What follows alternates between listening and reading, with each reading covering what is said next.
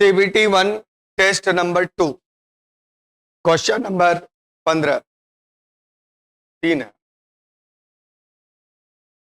आ गया भाई।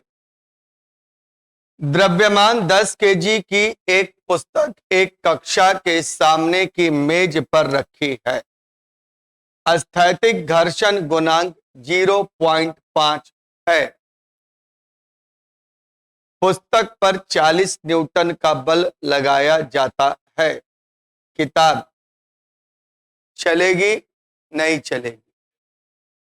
किताब का कोनो टांग है कि चलेगी? आंसर हुआ नहीं चलेगी। खत्म हुआ।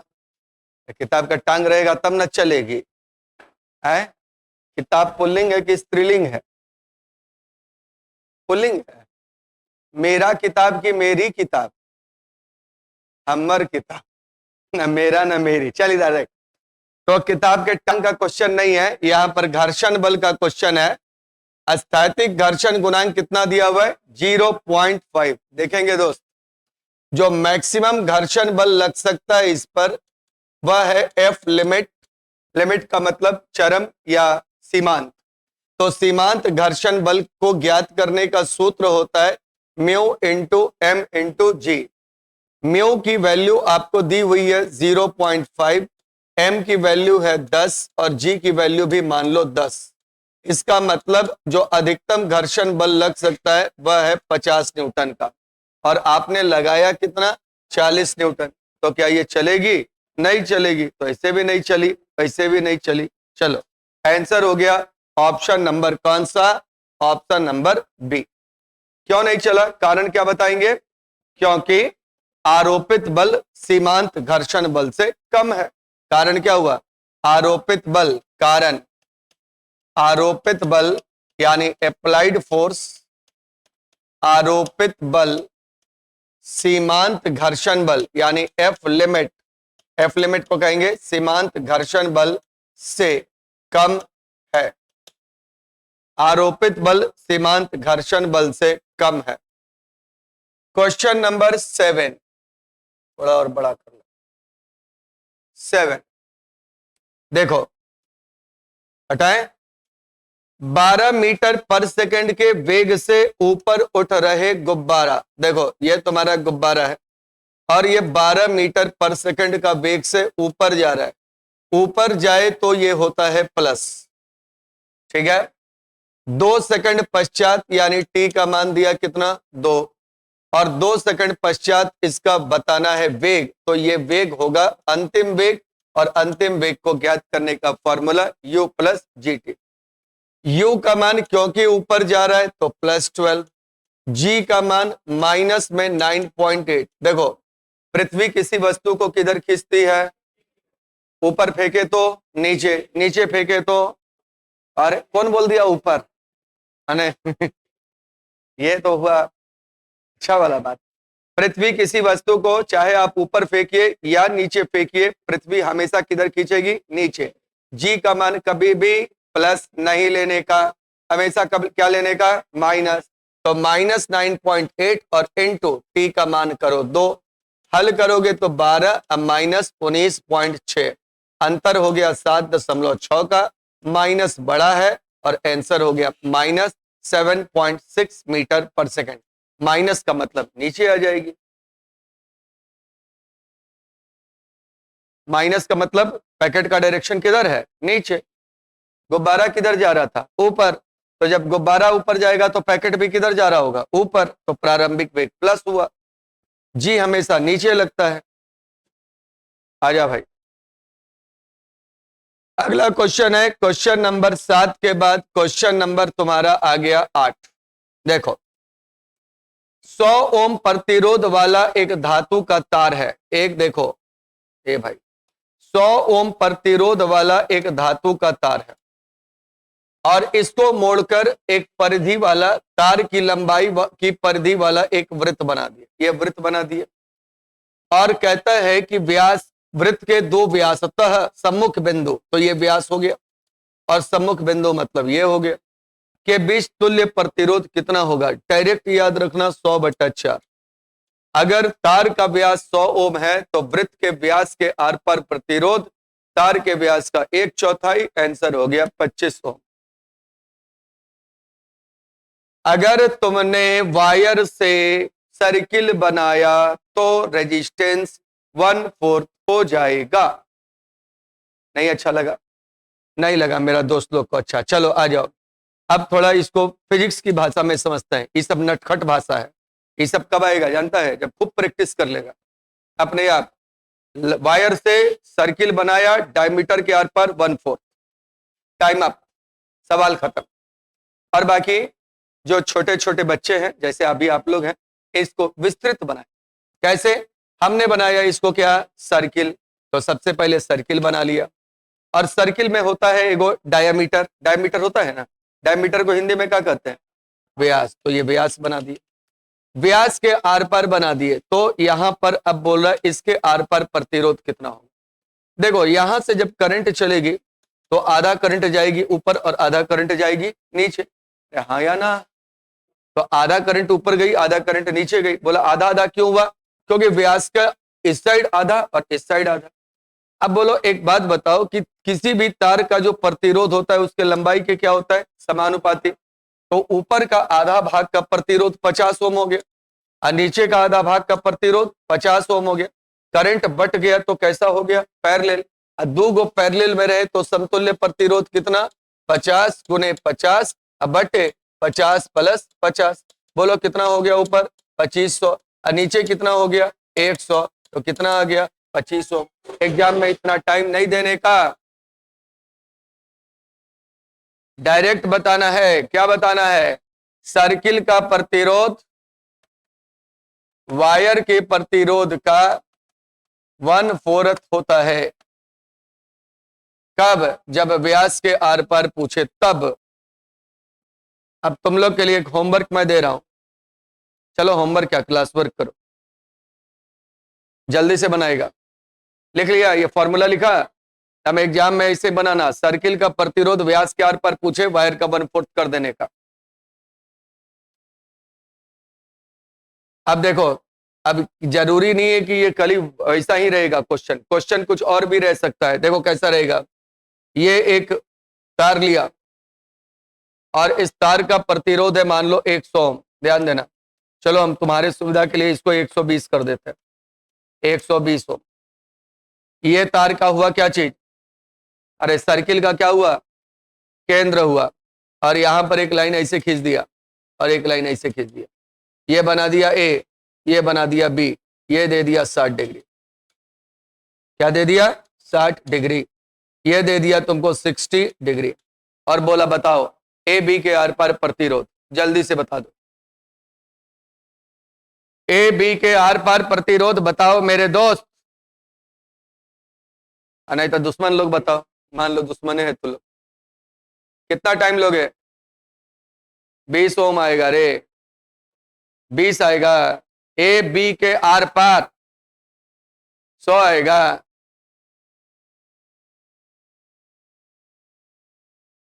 15 आएगा।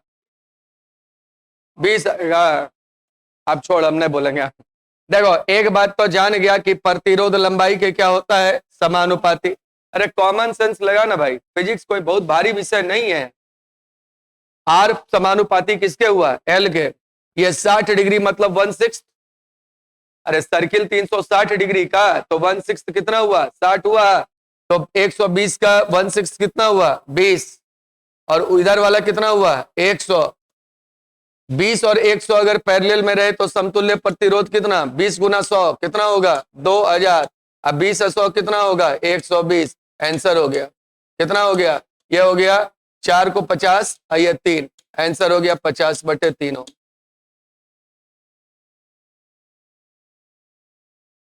अब चलो अगला क्वेश्चन एक और सीखो। सर्किल, सर्किल और ये 90 डिग्री। अब बोलो ए बी के आर पार प्रतिरोध यही है, 120 से इसको बनाए, जल्दी बोल।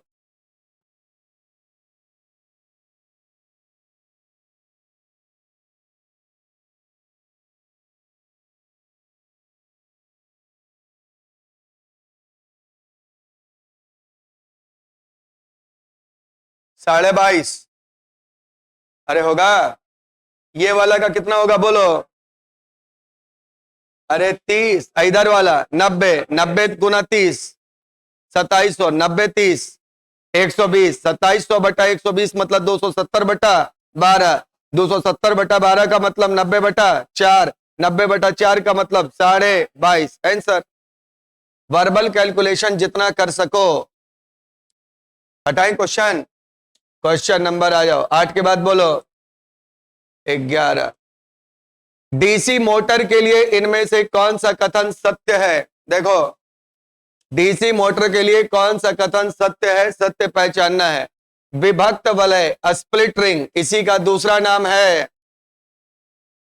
इसका दूसरा नाम है कमला भाई। हाँ अब आया कम्यूटेटर। याद आता है ये सब? कमला भाई के नाम से कम्यूटेटर याद आया ना?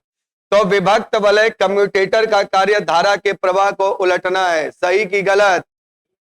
देखो, ये डीसी मोटर का मान लो आर्मेचर है, आर्मेचर के साथ ये कम्यूटेटर या स्प्लिट रिंग है जो बना होता है किसका? हार्ड ड्रॉन कॉपर यानी कठोर खिंचा हुआ तांबा। लिखना है तो लिख लेना स्प्लिट रिंग, दूसरा नाम हुआ कम्यूटेटर। कम्यूटेटर बना होता है किसका? हार्ड ड्रॉन कॉपर, हिंदी में बोलेंगे कठोर खिंचा हुआ तांबा। तो ये हुआ तुम्हारा आर्मेचर। आर्मेचर के साथ ई लगल है कम्यूटेटर, और कम्यूटेटर के साथ लगल है ई लगल है कार्बन ब्रश। ध्यान से देखना। और यहां से हम निकाले तार और यहां से दिए इसको हम सप्लाई। ये वाला आर्मेचर का पार्ट ए बी है और ये वाला पार्ट सी डी है। जब ये घूमेगा आधा चक्कर, अभी ऐसे है, ऐसे हो गया, तो ये वाला जो कम्यूटेटर जिसका नाम हमने दिया पी क्यू, और ये जो कार्बन ब्रश हमने बनाया, ये कार्बन ब्रश हरा से, इसका नाम हमने दिया एक्स और वाई। तो कार्बन ब्रश अपना पोजीशन पे फिक्स रहता है, होल्डर में रहता है लगल कार्बन ब्रश, ये घूमता है। जब ये घूमेगा तब बोलो ए बी उधर चलाएगा और सी डी इधर चलाएगा। अभी मान लो करंट की दिशा ए बी में ऐसे थी और सी डी में ऐसे थी। जब ये आधा चक्कर घूम गया तो ए इधर चला आया, बी इधर चला आया, सी इधर हो गया, डी इधर हो गया, और देखो तो ये पी यहां आ गया और क्यू यहां आ गया। बोलो बात समझ में आया क्या? अब कम्यूटेटर जब पोजीशन चेंज किया तो ए बी में जहां करंट अभी ऊपर जा रहा था, वही अब ए बी में करंट किधर जाने लगा? नीचे। तो कम्यूटेटर का कार्य धारा के प्रवाह को उलटना है। ये हमारा स्टेटमेंट, ये हमारा स्टेटमेंट सही है। क्लियर हुआ? दूसरा, चुंबकीय क्षेत्र। देखो, चुंबकीय क्षेत्र के संरेखित यानी समानांतर संरेखित कुंडली की भुजाओं पर अधिकतम बल लगता है। अधिकतम बल कब लगता है? 90 डिग्री पर। कुंडली पर या चालक पर लगने वाला बल, लिखो फॉर्मूला, धारावाही चालक पर लगने वाला बल BIL sin थीटा। धारावाही चालक पर लगने वाला बल F बराबर BIL sin थीटा। लिख ले भाई, ये चालक पर हुआ, क्वाइल में नहीं लिखाएंगे। क्वाइल में तो लोग याद रखेगा, जो छोटा छोटा चीज तो याद रखता नहीं है। इसमें बल होता है बीना साइन थीटा, बीना, BINA। बी हो गया चुंबकीय क्षेत्र, आई हो गया करंट, एन हो गया नंबर ऑफ टर्न, ए हो गया एरिया ऑफ क्रॉस सेक्शन, और थीटा एंगल। अब बताओ, अगर समानांतर है तो एंगल कितने डिग्री का हुआ? 0 डिग्री का। 0 डिग्री पे बल कितना होगा? 0। इसीलिए 2 नंबर स्टेटमेंट गलत है, क्योंकि कहता है अधिकतम बल। लिखना है तो लिख लो, बी चुंबकीय क्षेत्र हुआ, आई हो गया कॉइल में करंट के दिशा, एन करंट का मान, एन हो गया नंबर ऑफ टर्न, ए हो गया area of cross section, theta हो गया चुंबकीय क्षेत्र और कुंडली के बीच का एंगल। बी चुंबकीय क्षेत्र, I current, N number of turn, A area of cross section, theta हो गया एंगल। एंगल किसका? चुंबकीय क्षेत्र और कॉइल का।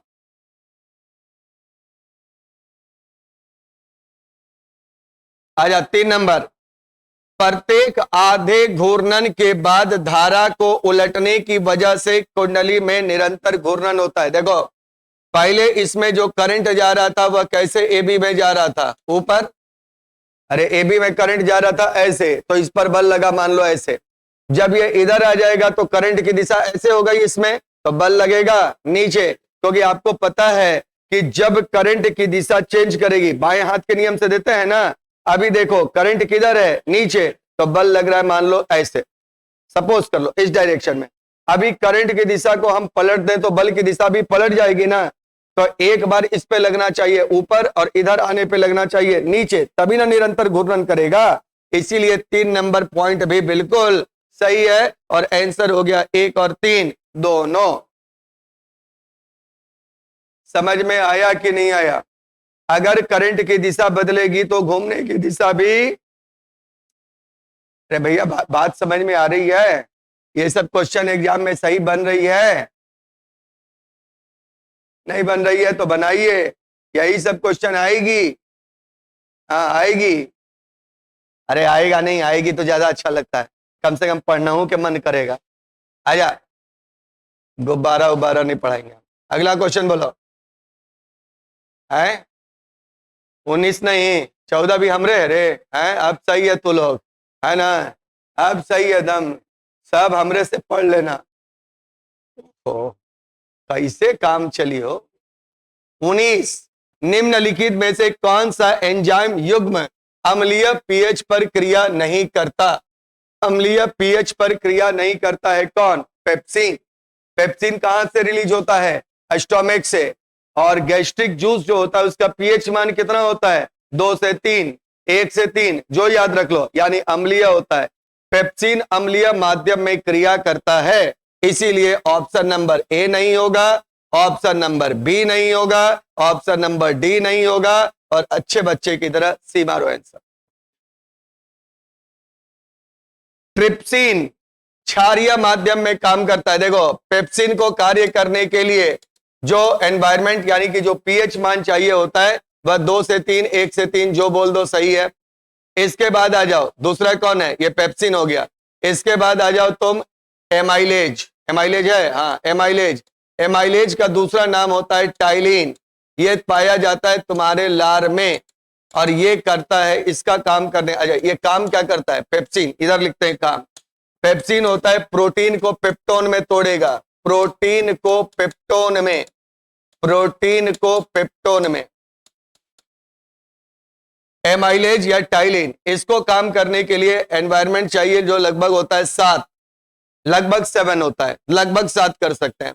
और इसका काम क्या होता है? तो इसका काम होता है स्टार्च को माल्टोज में तोड़ता है, स्टार्च को माल्टोज में। इसके बाद और कौन आ जाए? कौन सा नाम है? तीसरा नाम है तुम्हारा ट्रिप्सिन। ट्रिप्सिन को काम करने के लिए जो एंजाइमेटिक माने कि जो वातावरण या माध्यम होता है, पीएच माध्यम, वो होता है 7 से 8। और ये क्या करता है? तो ये पेप्टोन को तोड़ता है पॉलीपेप्टाइड में, पॉलीपेप्टाइड में, या पेप्टाइड भी लिख सकते हो। और सेम लिख लेना कीमोट्रिप्सिन का, कीमोट्रिप्सिन का सेम सारा चीज, यानी इसका भी जो माध्यम है वो 7 से 8 पीएच वाला, और इसका भी काम वही है, प्रोटीन को पेप्टोन में तोड़ना, प्रोटीन टू पेप्टोन। ये दोनों स्मॉल इंटेस्टाइन में, स्मॉल इंटेस्टाइन यानी छोटी आंत में, ये तुम्हारा लार में, सलेबा में, और ये तुम्हारा पेट में यानी आमाशय में, आमाशय।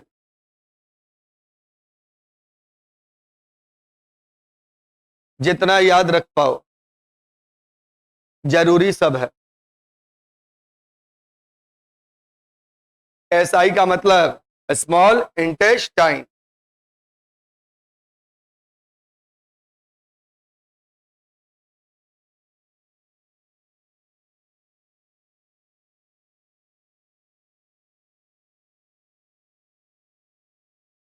नीचे वाला काइमोट्रिप्सिन है, यहां पे लिखा हुआ है, कहां लिखा हुआ है? ये क्वेश्चन पूछेगा आमाशय से आने वाले अम्लीय भोजन को कौन क्षारीय बनाता है? उत्तर बोलो, उत्तर बोलो। आमाशय से आने वाले अम्लीय भोजन को कौन क्षारीय बनाता है? अच्छा, इतना दिन जो पीत रस पढ़ाए थे वो सब बर्बाद हो गया मेरा। बाइल जूस का लगातार क्वेश्चन दिए थे। अगला क्वेश्चन आओ, अब ना बोलेंगे फिर गुस्सा आ जाएगा। क्वेश्चन नंबर है 26 देखो, चित्र में प्रदर्शित किए गए अनुसार एक प्रकाश किरण ए बी एक उत्तल दर्पण पर आपतित होती है। उत्तल दर्पण है, उसका परावर्तन कोण क्या होगा? देखो ये उत्तल दर्पण है आपका और इस पर एक किरण ए बी आपतित हुई। यहां पर दिखा रहा है, ये बी दिखा रहा है, यहां पे ये सी लिखा हुआ है यहां पर। ठीक है, अब आपने परावर्तन माने कि गोलीय दर्पण से प्रतिबिंब बनाने का नियम पढ़ा होगा। उसमें पहला नियम, दूसरा नियम छोड़ते हैं, तीसरा नियम बोलते हैं।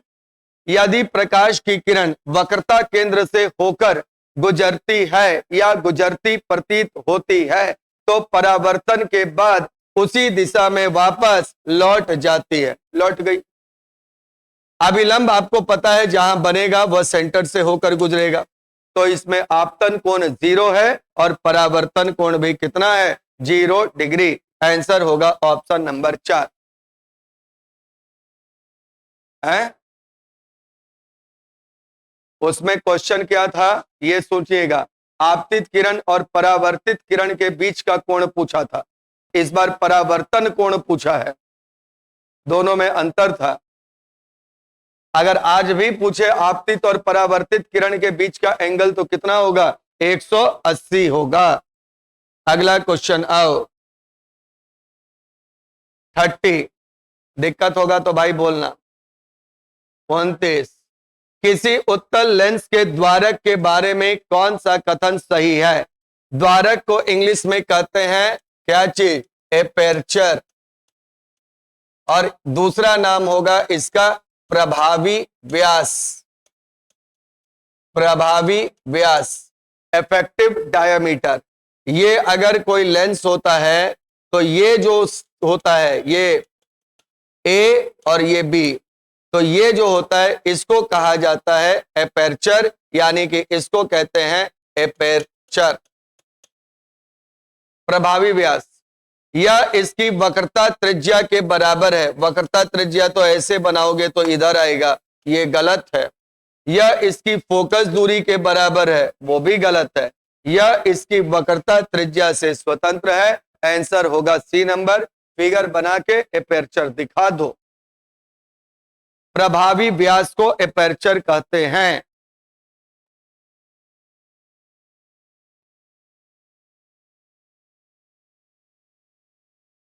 हम लोग कहीं एपर्चर के बारे में पढ़ते हैं फिजिक्स में, जब आपको पढ़ाते हैं क्या क्या पढ़ाते हैं? सूक्ष्मदर्शी, तो बताते होंगे संयुक्त सूक्ष्मदर्शी में कि नेत्रिका की फोकस दूरी और द्वारक, यही द्वारक है एपर्चर। नेत्रिका की फोकस दूरी और द्वारक अभिदृश्यक से अधिक होता है। और जहां पर आप द्वारक लिखते हैं कॉपी में, वहां देखिए लिखा हुआ रहता है प्रभावी व्यास। आज फिगर से भी समझिए ये प्रभावी व्यास है और इस वक्रता त्रिज्या से क्या होती है? स्वतंत्र होती है। आ जाओ, अगला क्वेश्चन है क्वेश्चन नंबर 33। आजा भाई। चरने के कारण, चरने का मतलब क्या होता है? वही बकरी जो चरता है या कोई भी जो क्या जानवर है। अब चरने के कारण क्षतिग्रस्त घास पुनर्जीवित किससे होती है? ऑप्शन नंबर ए है अंतर्वेशी मेरिस्टम, और ये बिल्कुल सही है। इंग्लिश में इसको कहते हैं इंटरकैलेरी मेरिस्टेम। Intercalary meristem. और ये होता है कहां पर? तो ये होता है आपके मध्य में, यहां पर। ये अब मान लो यहां पर होता है एपिकल मेरिस्टेम, यहां पर एपिकल मेरिस्टेम। किनारे जो होता है यानी यहां पर ये होता है लेटरल मेरिस्टेम। ये लेंथ बढ़ाता है, लंबाई, तना और जड़ का। ये मोटाई बढ़ाता है, इसको लेटरल कहते हैं, थिकनेस। और ये अगर बीच में कोई इसको खा जाए यहां से तो फिर ये एक्टिव होकर के ग्रोथ करता है। इसीलिए आंसर हो जाएगा ऑप्शन नंबर ए अंतर्वेशी मेरिस्टेम। इंटरकैलेरी इंग्लिश में बोलते हैं। शीर्षस्थ मेरिस्टेम तना एवं जड़ की लंबाई बढ़ाने के लिए होता है। लंबाई, और ये होता है क्या बोलेंगे, तना की, तना एवं जड़ की मोटाई, यानी द्वितीयक वृद्धि। द्वितीयक मेरिस्टेम का ही दूसरा नाम पार्श्वीय मेरिस्टेम होता है। सेकेंडरी मेरिस्टेम का दूसरा नाम ही लेटरल मेरिस्टेम होता है। अगला क्वेश्चन बोलिए। 40 नंबर देखेंगे।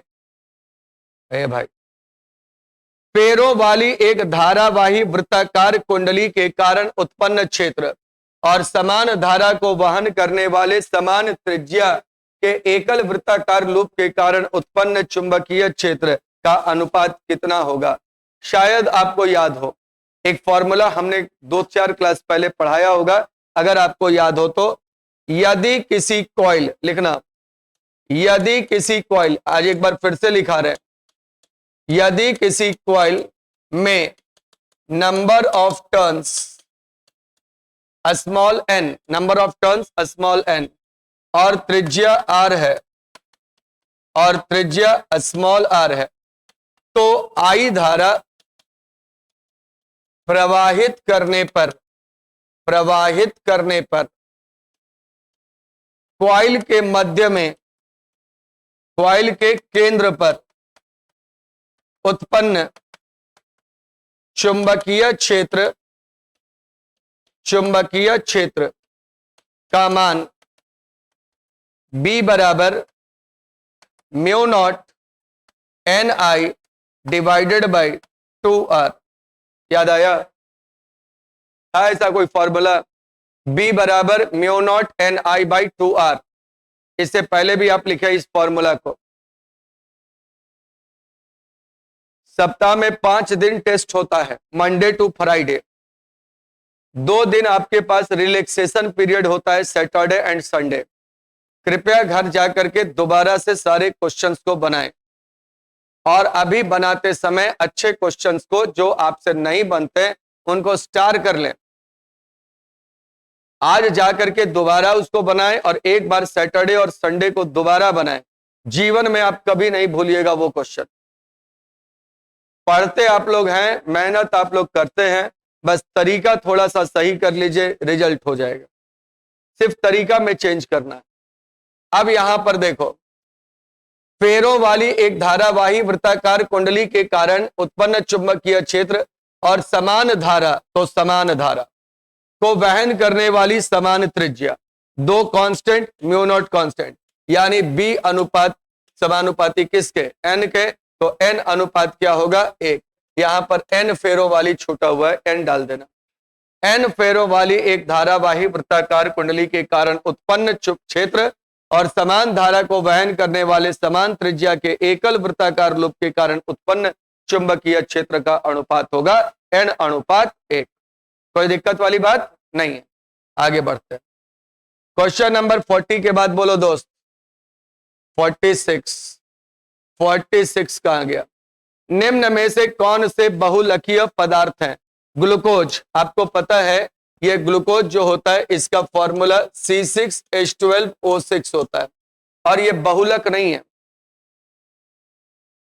ये बहुलक नहीं है। याद रखना, ग्लूकोज जो होता है वह एक ही प्रकार का शुगर है, मोनोसेक्राइड कहते हैं इसको। दूसरा नंबर सेलुलोज और स्टार्च, ये बहुलक है। किसके? तो ये आपके ग्लूकोज के बहुलक होते हैं, सेलुलोज और स्टार्च, ये ग्लूकोज के बहुलक है। दोनों में अंतर होता है इनके बॉन्डिंग के तरीका पर। अगर सेलुलोज और स्टार्च का आपसे फॉर्मूला पूछ दे कभी, याद रखना, सेलुलोज और स्टार्च का अगर आपसे फॉर्मूला पूछ दे, दोनों के लिए सेम फॉर्मूला है, और दोनों का फॉर्मूला है C6H10O5, और फिर यहां पर इस तरीके से आप कर देना N। ये सेलुलोज और स्टार्च का फॉर्मूला है C6H10O5 और N। दोनों ग्लूकोज के बहुलक होते हैं। एक पानी में घुलनशील होता है, कौन? स्टार्च, जिसका पाचन मनुष्य कर सकता है। सेलुलोज पानी में घुलनशील नहीं होता और इसका मनुष्य पाचन भी नहीं कर सकता। इनके बॉन्डिंग के तरीके में अंतर होता है, और उतना डिटेल बॉन्डिंग हम आपको बीटा ग्लाइकोसिडिक बॉन्ड वगैरह पढ़ाने नहीं जा रहे हैं। बस अंतर इतना ही है कि दोनों ग्लूकोज के बहुलक है, लेकिन एक जल में घुलनशील है और दूसरा जल में घुलनशील नहीं है। एक पाच्य है और दूसरा अपाच्य है। पीबीसी ये जो होता है आपका पॉलीविनाइल क्लोराइड, ये विनाइल क्लोराइड का बहुलक होता है। और विनाइल क्लोराइड क्या होता है? ऐसे इस प्रकार का एक इथीन होता है जिसमें 3 हाइड्रोजन आपके लगे होंगे और एक क्लोरीन लगा होगा, इसको कहेंगे क्लोरोइथीन। इसी क्लोरोइथीन का दूसरा नाम है विनाइल क्लोराइड, और इसी विनाइल क्लोराइड के बहुलक को पॉलीविनाइल क्लोराइड यानी पीवीसी कहते हैं। और जितने आपके बिजली के पाइप आप देख रहे हैं, जितने बिजली के तार आप देख रहे हैं, उन सब पर जो प्लास्टिक का इंसुलेशन होता है वह सब पीवीसी का ही होता है। पीवीसी का इंसुलेशन वायर्स पे होता है, पाइप्स पे होता है। आजकल सारे पाइप जो बनते हैं, सारे वायर्स पे जो इंसुलेशन आता है वह किसका बनता है? पीवीसी का। विनाइल क्लोराइड, और फॉर्मूला याद रखना, विनाइल क्लोराइड को क्लोरोइथीन के नाम से जाना जाता है। आंसर होगा 2, 3 और 4, यानी आंसर नंबर बी।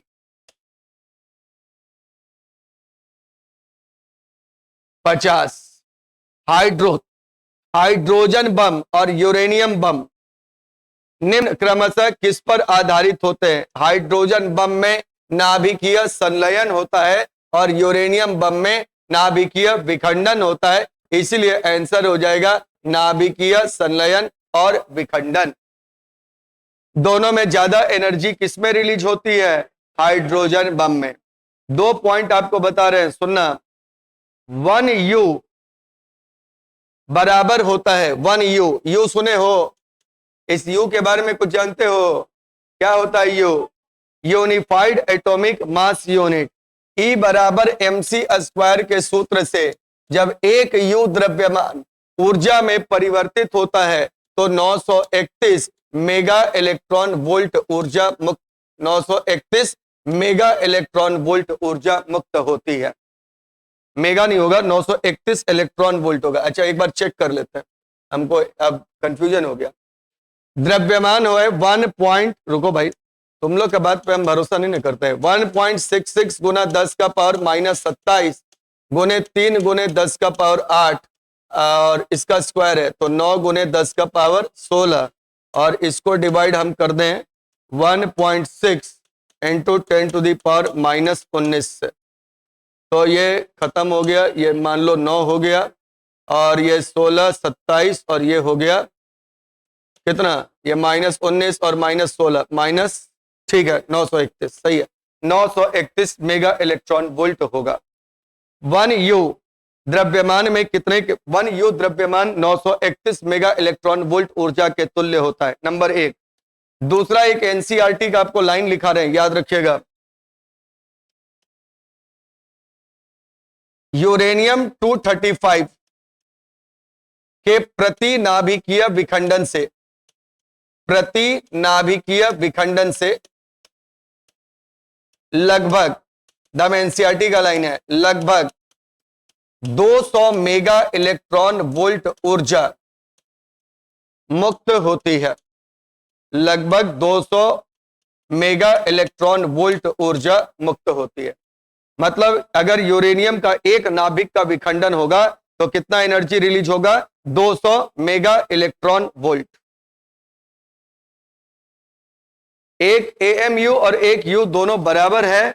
एक AMU या एक U बराबर 1.66 या 67 गुना 10 का पावर -24 ग्राम या 1.66 गुना 10 का पावर -27 kg। देखो, ये द्रव्यमान की इकाई है जो हमने ग्राम या केजी में बताया। ये E बराबर mc² से द्रव्यमान को जब ऊर्जा में बदला जाएगा तो कितना वो होगा, ये है ये। अगर क्वेश्चन पूछ दे 1U द्रव्यमान कितने ऊर्जा के तुल्य है तो वह 931 मेगा इलेक्ट्रॉन वोल्ट होगा। एक बार एक एग्जाम में क्वेश्चन पूछ दिया, आप लोग उस क्वेश्चन को बना सकते हो। 1 ग्राम द्रव्यमान कितना ऊर्जा के तुल्य है? जल्दी बताओ। 1 ग्राम द्रव्यमान कितने ऊर्जा के तुल्य? आइंस्टाइन का फेमस समीकरण है E बराबर mc²। लगा दो। 1 ग्राम को केजी में बोलो, फटाफट से बोलो। 10 का पावर -3, C² में C 3 गुना 10 का पावर 8 होता है, उसका स्क्वायर करो। 9 गुना 10 का पावर 16, उधर में आया था 10 का पावर -3, आंसर हो गया 9 गुना 10 का पावर 13 जूल। फिर से समझो, E बराबर mc², फॉर्मूला लगाना है 1 ग्राम बराबर कितना जूल। अगर क्वेश्चन पूछ दे तो देखो, m के बदले 10 का पावर -3, c के बदले 3 गुना 10 का पावर 8 का स्क्वायर और 9 गुने 10 का पावर 16 3, यानी 9 गुने 10 का पावर 13 जूल। कैलकुलेशन खूब फास्ट करने का, 75 क्वेश्चन 60 मिनट में, हर एक क्वेश्चन को 100% बनाना है। स्पीड भी और एक्यूरेसी भी, गलत भी नहीं करना है और स्पीड में भी बनाना है। आ जाओ, क्वेश्चन नंबर बोलो 51। कोशिका विभाजन के मध्यावस्था के दौरान गुणसूत्र की कैसी संरचना होती है? कोशिका विभाजन के 4 चरण होते हैं, सबको नाम याद है और भी बहुत सारे होते हैं, लेकिन शॉर्ट में याद कर सकते हैं आप। पी मैट यानी फिजिक्स मैट पर बैठ के पढ़ो। पी माने फिजिक्स, IMAT। पी से क्या होता है? प्रगति पथ, है ना? ठीक है, बोलो जल्दी। प्रोफेज। एम से क्या होता है? मेटाफेज, याद रखना। ए से क्या होता है? एनाफेज। और टी से टेलोफेज। सबकी अपनी एक पहचान है, लेकिन उससे पहचान को बताने से पहले आपको बता दें, यह सबसे लंबी अवस्था है। सबसे लंबी अवस्था, सबसे लंबी अवस्था यानी स्टेज। ए के बारे में बताएं, सबसे छोटी अवस्था, खुद से लिखो, सबसे सबसे सबसे सबसे छोटी अवस्था, सबसे छोटी अवस्था। और एम में लिखो मेटाफेज में क्रोमोजोम गुणसूत्र सर्वाधिक स्पष्ट, सर्वाधिक स्पष्ट माने अध्ययन के लिए गुणसूत्र सर्वाधिक स्पष्ट, मतलब क्रोमोजोम को अध्ययन के लिए गुणसूत्र सर्वाधिक स्पष्ट, मेटाफेज। क्वेश्चन पूछता है, जब हमको गुणसूत्रों का अध्ययन करना होता है तो किस फेज में हम लोग गुणसूत्र का अध्ययन करते हैं? आंसर देना मेटाफेज में। सबसे बड़ी अवस्था यानी लंबी अवस्था कौन सी है? प्रोफेज। सबसे छोटी अवस्था कौन सी है? तो एनाफेज।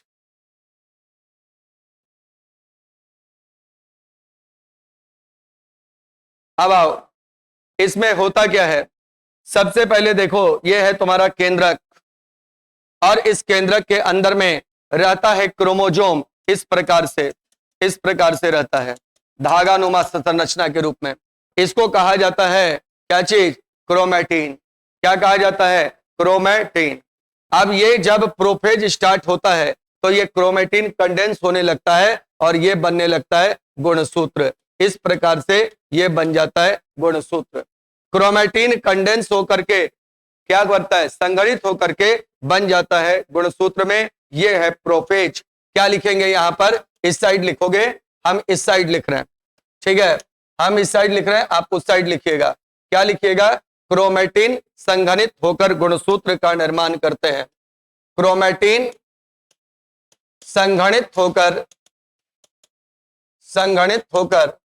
गुणसूत्र का निर्माण करते हैं, गुणसूत्र का निर्माण करते हैं।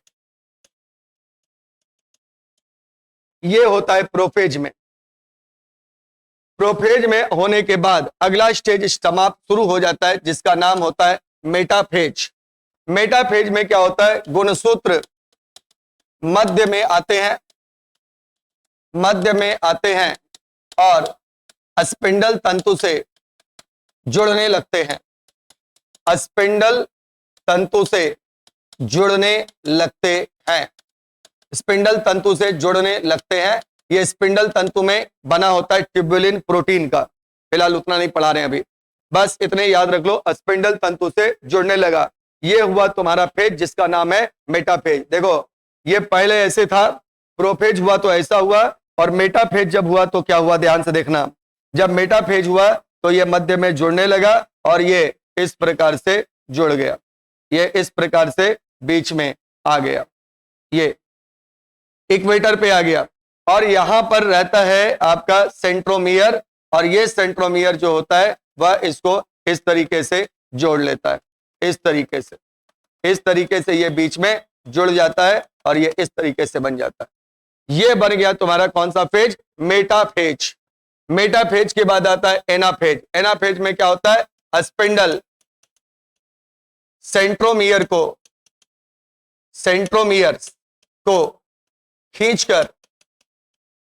खींचकर इन्हें दो बराबर भागों में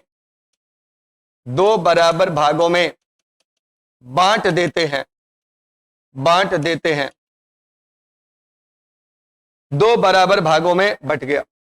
ये हुआ किसमें? स्पिंडल सेंट्रोमीयर को खींचकर दो बराबर भागों में बांट दिया, अतः गुणसूत्र डबल हो जाते हैं। गुणसूत्र दोगुने हो जाते हैं, डबल हो जाते हैं। ये तुम्हारा जो फेज होता है, इस फेज को कहा जाता है क्या चीज? इसको कहा जाता है एनाफेज। खींचा और तोड़ दिया। अब क्या हुआ? अब ये इधर खींचा और ये इधर खींचा और ये आपके गुणसूत्र अब टूट करके गुणसूत्र का सेंट्रोमियर टूट गया और अब इस प्रकार से प्रत्येक गुणसूत्र दो भाग में बदल गया। मतलब जो 4 था अब वह कितना हो गया? 8 हो गया। अंतिम स्थिति जिसको कहा जाता है टेलोफेज, इसमें क्या होता है? यह ध्रुव की ओर गति करते हैं। मतलब अब ये फिर से ये इधर आना स्टार्ट करेगा और ये इधर जाना स्टार्ट करेगा। यही इसका 4 फेज होता है जिसको कहा जाता है प्रोफेज, मेटाफेज, एनाफेज और टेलोफेज। जितना अच्छा से लिख रहे हो उतने अच्छे से दिमाग में सेट कर लो। सबसे लंबी अवस्था प्रोफेज, सबसे छोटी एनाफेज। क्रोमोसोम स्टडी मेटाफेज में होता है। इसमें संघनन होता है, इसमें बीच में सजता है और स्पिंडल से जुड़ता है, इसमें टूटकर मल्टीप्लाई हो जाता है यानी डबल हो जाता है और इसमें पोल की ओर मूव करता है। आगे सेल डिवीजन के लिए फिर यहाँ पर कॉन्स्ट्रिक्शन स्टार्ट हो जाता है इस तरीके से। लेकिन अब उतना डिटेल अभी इस क्लास में संभव नहीं है। आ जाओ अगला क्लास। अगला क्वेश्चन बोलो। 61 सार्वत्रिक सूचक के बारे में कौन सा से कथन सत्य है? नंबर 1, यह कई संकेतकों का मिश्रण होता है। बिल्कुल सही है। यूनिवर्सल इंडिकेटर जो होता है, जैसे आपने नाम सुना लिटमस पेपर, यह बता देता है भाई अम्ल है कि भस्म है। कितना पीएच मान है ये नहीं बता सकता। यूनिवर्सल इंडिकेटर कई कंपाउंड्स को मिलकर के बनाया जाता है और ये बता देगा कि लगभग पीएच मान कितना होगा, या एग्जैक्ट भी पीएच मान 2 से 3 है, 3 से 4 है, ये भी बताता है। ये कई पदार्थों का मिश्रण होता है। इसमें से कौन कौन से पदार्थ होते हैं, अगर आप एक बार उसका नाम लिखना चाहें तो लिख लीजिए, हम आपको उसका नाम लिखा दे रहे हैं। बस मेन 2-3 नाम आपको याद रख लेना है। सबसे पहला जो नाम इसमें याद रखोगे, ध्यान देना, उसमें याद रखोगे प्रोपानॉल। सबसे मेन नाम याद रखना प्रोपानॉल। किसका किसका मिश्रण होता है? तो एक होता है प्रोपानॉल। दूसरा याद रखना फिनोल्फथैलीन।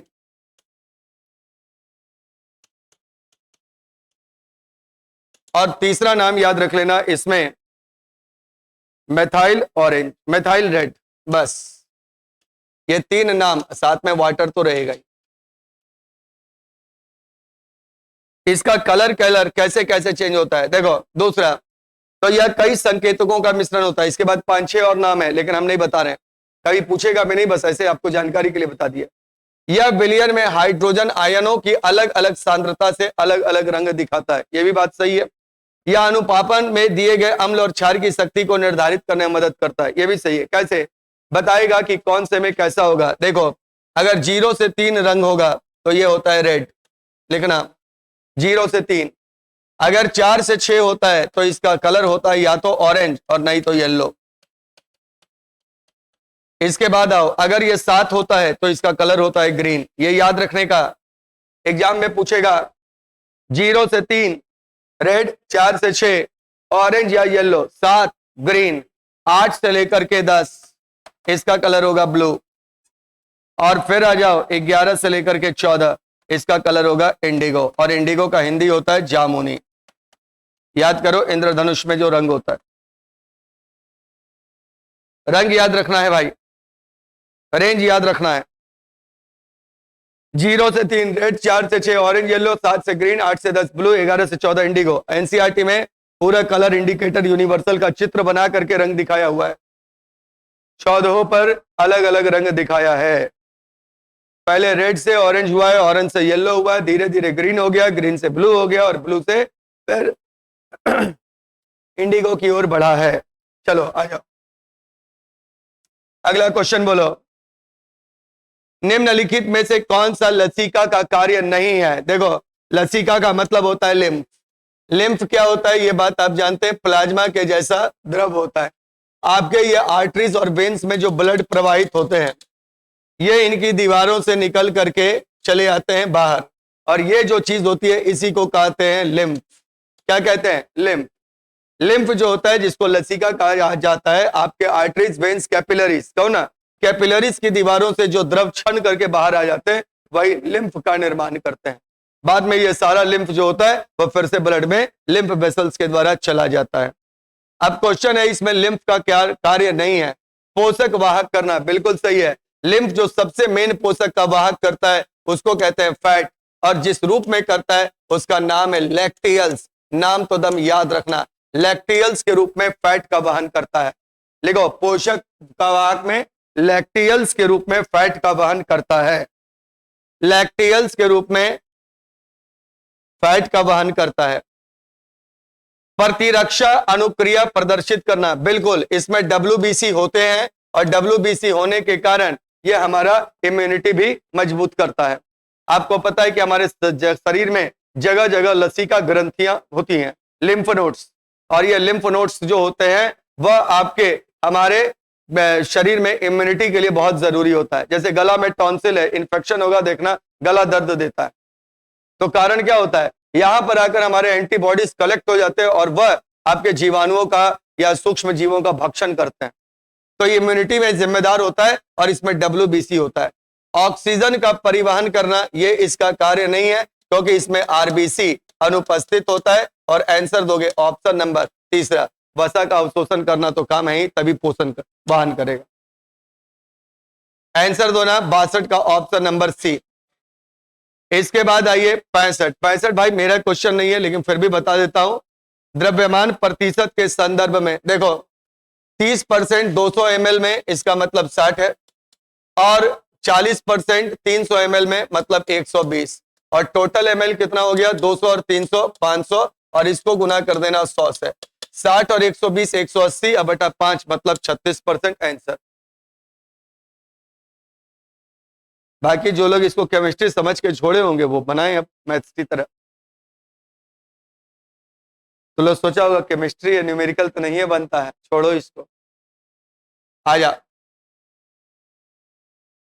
क्वेश्चन है 66। उस जानवर की पहचान करें जिसमें द्विपक्षीय समरूपता नहीं है। बोलो, द्विपक्षीय समरूपता किसमें नहीं होता? ऑप्शन में दिया हुआ है एनिलिडा, ऑप्शन में दिया हुआ है मोलस्का, ऑप्शन में दिया हुआ है ऑर्थोपोडा, और ऑप्शन में दिया है निडेरिया। क्या होगा?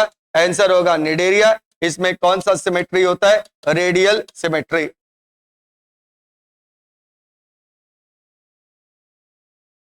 द्विपक्षीय का मतलब क्या होता है कि एक ऐसा जगह होगा जहां से इसको काटेंगे और 2 बराबर भागों में बढ़ जाएगा। निडेरिया में रेडियल, बाकी सब में कौन सा होता है? Bilateral symmetry.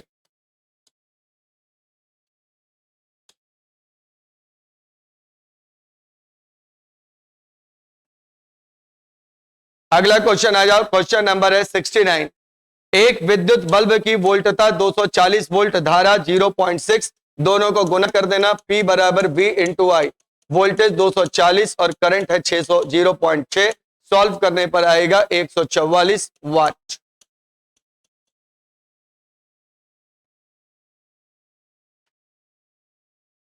आया 70।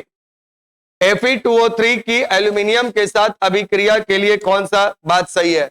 आयरन ऑक्साइड एल्यूमिनियम के साथ रिएक्ट करता है, इसके साथ बनता है एल्यूमिनियम ऑक्साइड, साथ में बनता है आयरन, और मिलता है ढेर सारा हीट। इस हीट से लोहा जो होता है गल जाता है, पिघल जाता है, पिघल जाता है, और पिघलने के बाद पिघल जाता है और यूज होता है, पिघल जाता है, यूज होता है वेल्डिंग में। रेल का पटरी का वेल्डिंग में इसी का यूज करते हैं। इस रिएक्शन को पहला कहता है यह थर्माइट अभिक्रिया के रूप में ज्ञात होता है। ए नंबर बिल्कुल सत्य है, इस रिएक्शन को थर्मिट रिएक्शन कहते हैं। दूसरा, उत्पन्न ऊष्मा का प्रयोग वेल्डिंग में किया जाता है, क्योंकि इतनी अधिक हीट निकलती है, लोहा गलता है, और जहां ज्वाइंट लगाना होता है वहां पर पिघला हुआ लोहा डाल दिया जाता है। बी सही है। एल्यूमिनियम धातु ऑक्सीकरण अभिकर्मक के रूप में काम करता है। देखो दोस्त, एल्यूमिनियम किस में बदल गया? एल्यूमिनियम ऑक्साइड में, यानी ये हो गया ऑक्सीकृत, ऑक्सीडाइज। और जो ऑक्सीडाइज होता है वह अवकारक की तरह काम करता है, इसीलिए सी नंबर क्या हो गया? गलत। डी, अभिक्रिया की समाप्ति पर गलित Fe और एल्यूमिनियम बनते हैं। गलित Fe तो ठीक था, गलित एल्यूमिनियम नहीं है, गलित एल्यूमिनियम ऑक्साइड है, इसीलिए डी भी गलत है और आंसर हो गया ऑप्शन नंबर ए और बी। बारीकी से क्वेश्चन पढ़िए, क्वेश्चन को पढ़िएगा, निश्चित रूप से आपसे क्वेश्चन बनेगा, बस थोड़ा सा ध्यान देके क्वेश्चन को बनाना है। जितना अधिक सीखिए, 20 क्वेश्चन का मतलब 50 बात सीखिए, है ना। अगले बार जब ये क्वेश्चन आए तो गलत नहीं बने, इसी को टेस्ट देने का फायदा कहते हैं। स्पीड डेवलप हो, एक्यूरेसी आए, 2 बार 4 बार प्रैक्टिस कीजिए। क्वेश्चन बहुत बड़ा रेंज का नहीं है, सिलेबस बहुत छोटा है। अगर हम लोग 20-25 क्लास ढंग से टेस्ट का डिस्कस कर लें तो हम विश्वास दिलाते हैं कि 15 क्वेश्चन तो आपसे निश्चित रूप से बनेगा। अगर 25 डिस्कशन आप बढ़िया से कर लीजिए तो, क्योंकि 25 डिस्कशन में आप लगभग चीजों को समझने लगिएगा। क्वेश्चन के पैटर्न को समझना सबसे इंपॉर्टेंट होता है और एग्जामिनर का माइंड समझना बहुत इंपॉर्टेंट है। छोटा सा थ्योरी है, छोटा सा टॉपिक है, 10-11 वो फिजिक्स के चैप्टर है, 10-11 केमिस्ट्री का, 10-11 वो बायोलॉजी। टोटल मिला के तुम तैयारी कर रहे हो अभी जिस क्वेश्चन की, उसकी संख्या 40-20-20 है, नहीं 40-40 और 20 है, 100 क्वेश्चन का। तो उस हिसाब से मेहनत कर लो। 40 क्वेश्चन मेंस में एलपी का है, 40 क्वेश्चन तुम्हारा टेक्नीशियन में, अब 20 क्वेश्चन तुम्हारा एलपी का सीबीटी 1 में। जब 100 क्वेश्चन है तो उस हिसाब से तैयारी कर लो। एक बार अच्छे से, अगर नहीं भी पढ़े हो तो कहीं साइंस पढ़ लो, हमसे नहीं पढ़ना है मत पढ़ो, कोई दिक्कत नहीं है, कहीं से पढ़ लो, लेकिन साइंस अच्छा से जरूर पढ़ लो, जहां तुमको अच्छा लगे। क्वेश्चन एग्जाम में याद रखना, 12-14 बनाने से काम नहीं चलेगा। टारगेट सेट करो कि 19 से कम हमसे नहीं बनना चाहिए। और आ जाओ, सामान्य निश्वसन के बाद एक व्यक्ति कितनी मात्रा में सांस ले सकता है? इसके लिए प्रयुक्त शब्द क्या होता है? सामान्य निश्वसन के बाद वह जो मैक्सिमम हवा ले सकता है उसको अंतः श्वसन क्षमता यानी इंस्पिरेशन कैपेसिटी कहा जाता है। सामान्य श्वसन में कितना लेता है हवा? पिछले बार में बात किए थे, उसको ज्वारीय आयतन कहते हैं। वह कितना होता है? 500 ml।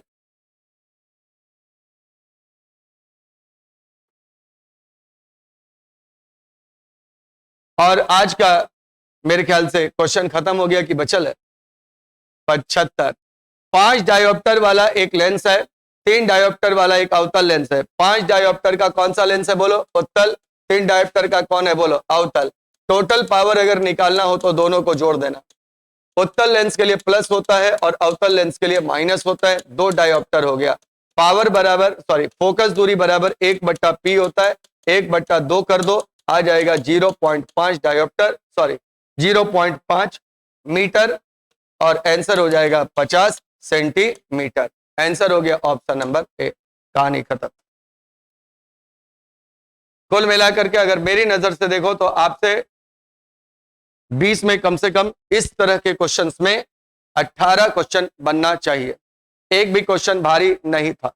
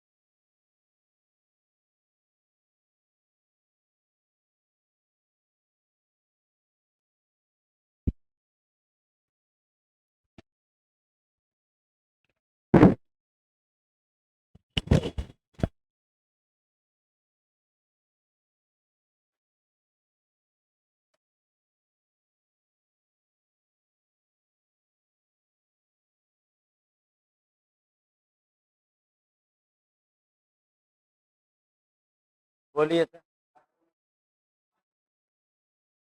हाँ निकाल रहे हैं, रुको।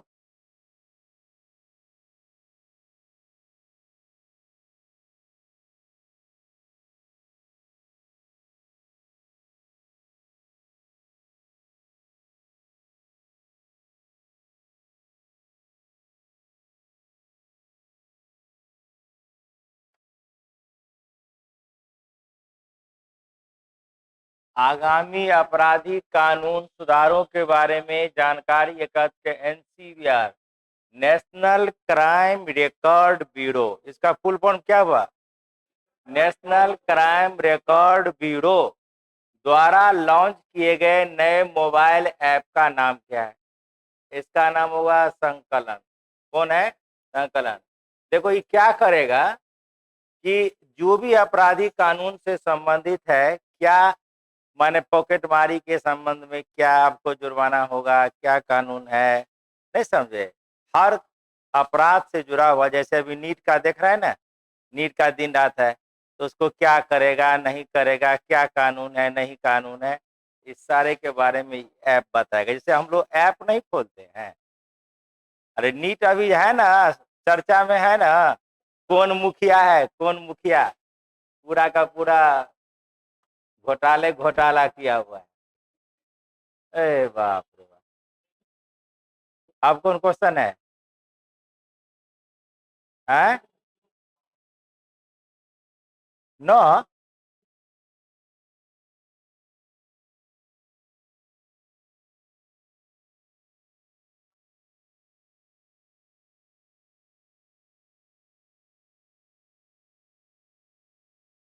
उस भारतीय अभिनेत्री का नाम बताइए जिन्हें बच्चों के चित्र पुस्तक द एडवेंचर्स ऑफ एड ए मम्मा, ये है आलिया भट्ट। ये इसका पहला पुस्तक है। किसका? हाँ। देखता है हीरोइन से अब पुस्तक किताब लिखने वाली बन गई है, नहीं बन गई है? हाँ, हमरा की कोई शिकायत ना बरस। देखता है कि नहीं देखता है?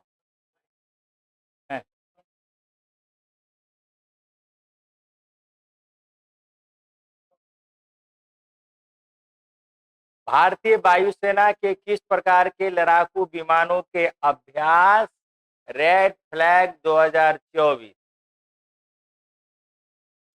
राफेल। ठीक है। एक दिन और हमको आप लोग बताए थे, अभ्यास वाला सब कहीं लिख लीजिए। बराबर पूछता है कौन कौन देश के बीच कौन सा अभ्यास हुआ, उसको एक जगह एकत्र कर लीजिए ना, मिल जाएगा आपको। राफेल के साथ है। उसके बाद क्वेश्चन,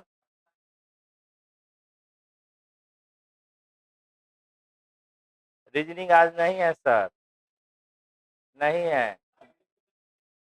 कहीं गए, इनके पिताजी का तबीयत ज्यादा खराब। किस संगठन ने भारतीय रिजर्व बैंक को risk manager of the year award, माने यह क्या लिखा हुआ है, आरबीआई को risk manager of the year award 24 से सम्मानित किया? Central bank of London. Central bank of क्या है? सेंट्रल बैंक ऑफ लंदन के में इसको यह अवार्ड दिया है। अभी आरबीआई का मैनेजर, आरबीआई का अभी कौन है, गवर्नर कौन है? शक्तिकांत दास। शक्तिकांत दास है ना। अच्छा अभी, अच्छा ये बताओ तो आरबीआई की स्थापना के पूर्व आरबीआई के रूप में काम कौन करता था? हाँ, इंपीरियल बैंक। जिसको नहीं याद है इसको लिख लो, इंपीरियल बैंक। कौन बैंक? इंपीरियल। अच्छा एक बताओ तो आरबीआई का प्रतिनिधि कौन बैंक है? आरबीआई का एजेंट कौन है? एसबीआई। आरबीआई का एजेंट कौन है? एसबीआई। इतना ये नहीं जानता है? भारत सरकार का एजेंट कौन है? आरबीआई। आरबीआई का एजेंट कौन है? एसबीआई। कितना बात समझे? हाँ, बोलिए, कुछ पूछना तो तुम लोग तो पूछवे नहीं करता है, तुम लोग तो आता है क्लास में क्या करने। पूछो ना, कोई क्वेश्चन है तो पूछो इससे, तो वो तो कोई पूछते नहीं है।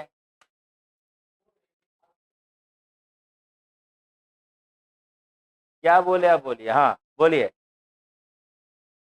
भारतीय आरबीआई हाँ बोलो। हाँ हाँ, कहा नहीं देगा? हाँ देता है। इकोनॉमिक्स नहीं पढ़ा है? नहीं नहीं नहीं पढ़ा है, झूठ नहीं।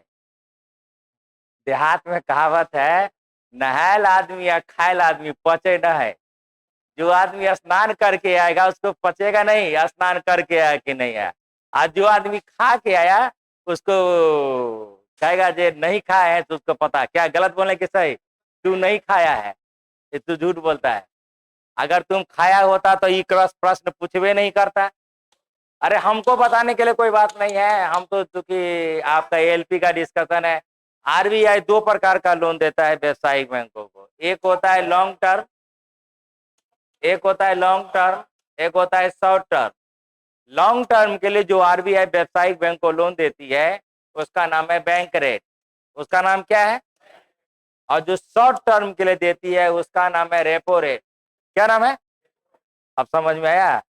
कभी कभी आरबीआई भी व्यवसायिक बैंक से लोन लेती है शॉर्ट टर्म के लिए, उसका नाम है रिवर्स रेपो रेट।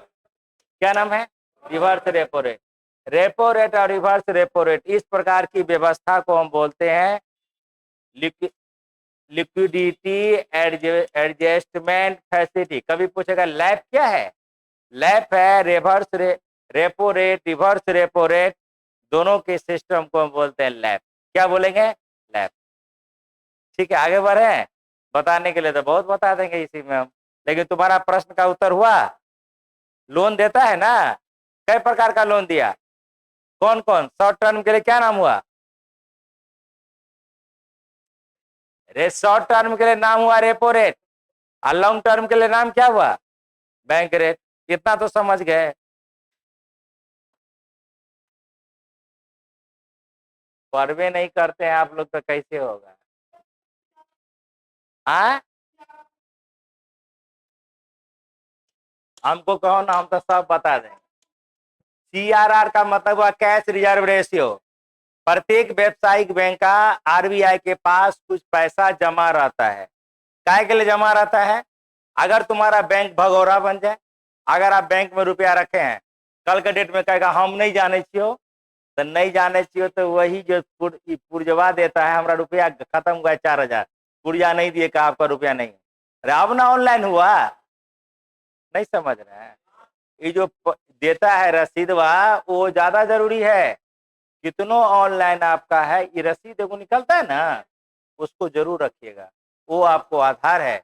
मेरा 4,000 रुपया 1990 में बुरा हुआ है, का रसीद दिखाइए। हम बोले कहाँ है? नहीं है। नहीं है तो नहीं है, नहीं है तो नहीं है। कैश रिजर्व हुआ, प्रत्येक व्यवसायिक बैंक का कुछ अमाउंट आरबीआई के पास जमा रहता है, उसको बोलते हैं सीआरआर। एक होता है एसएलआर। एसएलआर हुआ व्यवसायिक बैंक के पास खुद अपना कुछ पैसा रहता है, या अपने पास रहा तो एसएलआर, आरबीआई के पास रहा था सीआरआर। शॉर्ट टर्म के लिए हुआ रेपो रेट, आरबीआई व्यवसायिक बैंक से लिया loan reverse repo rate, long term के लिया इसका नाम है बैंक रेट। कितना बात समझ में आया? अब समझ में आ गया? क्या और कुछ पूछना है? कुछ पूछना है? अभी you ask any questions, you ask to me. कोई भी क्वेश्चन पूछे, दिक्कत क्या है लड़की, लेकिन लड़का आता कहाँ है तैयार हो गया है? बोलिए। नहीं, सीआरआर कम होगा ना बहुत। अरे सीआरआर बहुत होगा तो 7 से 8, 5 से 6 या कुछ होगा, कम होगा नहीं। 2.5 में नहीं होगा, 6-7 के बीच में होगा। 6-7 से बीच में होगा, ज्यादा नहीं होगा।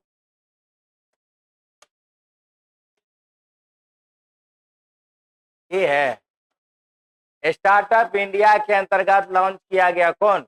स्टार्टअप इंडिया समझते हैं? 2016 में शुरू किया। कोई भी उद्यमी को उद्यम लगाना है और सरकार के द्वारा लोन प्रोवाइड करता है, इसका नाम है स्टार्टअप इंडिया। और वही जो शेड्यूल कास्ट शेड्यूल ट्राइब को देगा उसका नाम है स्टैंड अप इंडिया। उसका नाम क्या है? Stand up India. अभी देखो नीतीश कुमार अभी ऐलान कर रहा है 1 तारीख से फॉर्म भराएगा, जो बेरोजगार जिनका उम्र 50 वर्ष तक है 10 लाख तक का लोन देगा। उसमें 50% आपको सब्सिडी है, महिला को तो और बहुत ज्यादा सब्सिडी है। तो बहुत आदमी फायदा उठा रहा है, बहुत आदमी नहीं उठा रहा है। सरकार तो लोन दे ही रही है ना।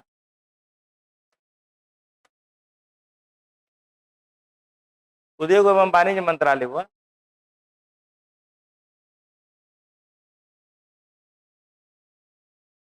उनचालीस। निम्नलिखित में से कौन अर्थव्यवस्था के प्राथमिक क्षेत्र में नहीं है? कौन नहीं है बताए? ये तीनों है प्राइमरी में, ये है टर्शियरी में, सेकेंडरी में कौन कौन होता है?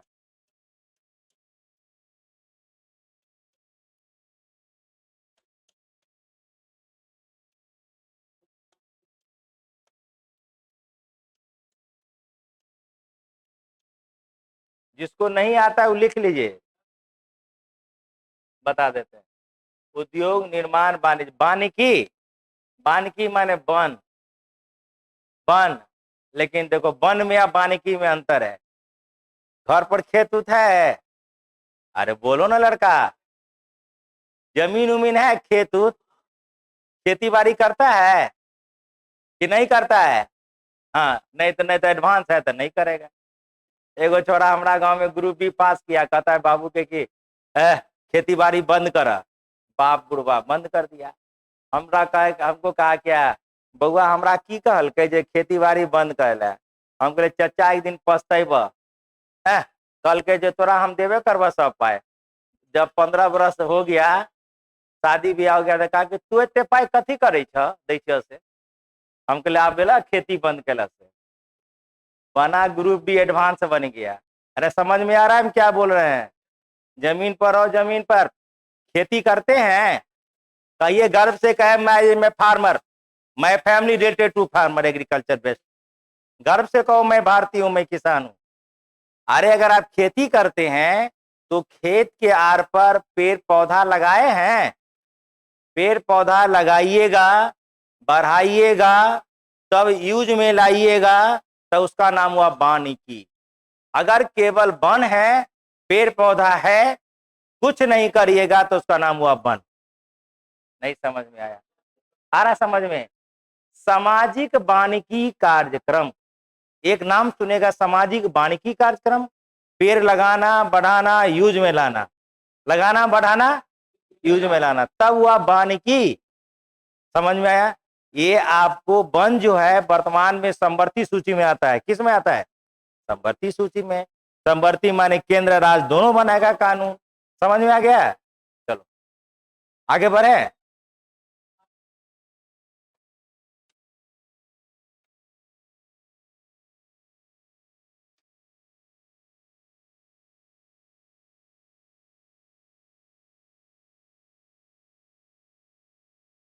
विश्व का सबसे लंबा लेके दौड़, ये कौन क्वेश्चन है? और सबसे छोटा?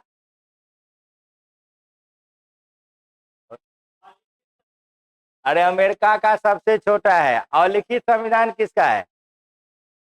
ब्रिटेन का। और लिखित संविधान ब्रिटेन का मतलब समझ रहे हैं? अलिखित माने क्या हुआ? ऐसा नहीं है,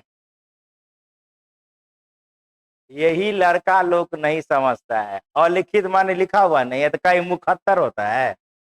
मुंह से कोई दुनिया में होता है? कोई काम मुंह से हुआ है? लिखा हुआ है, लेकिन उसके लिखने के लिए न कोई स्पेशल संविधान सभा बना, न कोई मीटिंग हुई, न कोई बैठक हुई।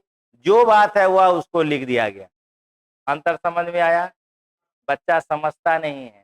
बच्चा समझता है अनरिटेन का मतलब लिखा हुआ नहीं है, गलत सोचता है।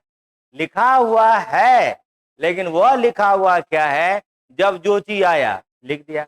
अपने लोग की तरह संविधान सभा बना, मीटिंग हुआ, 2 बरस 11 में 18 दिन लगा, वह उसको नहीं लगा। कोई चीज प्रचलन में है, उसको लिख दिया। आया समझ में? इसीलिए उसको कहता है Britain constitution is unwritten. What do you mean by unwritten?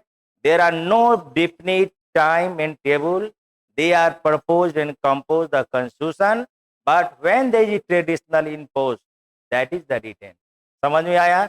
जो सामाजिक प्रथाएं हैं, उस प्रथा के अनुसार जो लिख दिया गया वह लिखा हुआ है। आगे बढ़े? आगे बढ़ते। हाँ क्या बोला नहीं समझे रे, क्या बोला बोलो।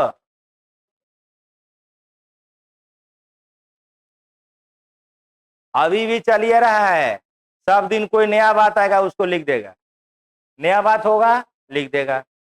अब समझ में आया अंतर ना। टीचरों को नहीं आता है, अलवल पढ़ाता है, गलत फल्स पढ़ाता है।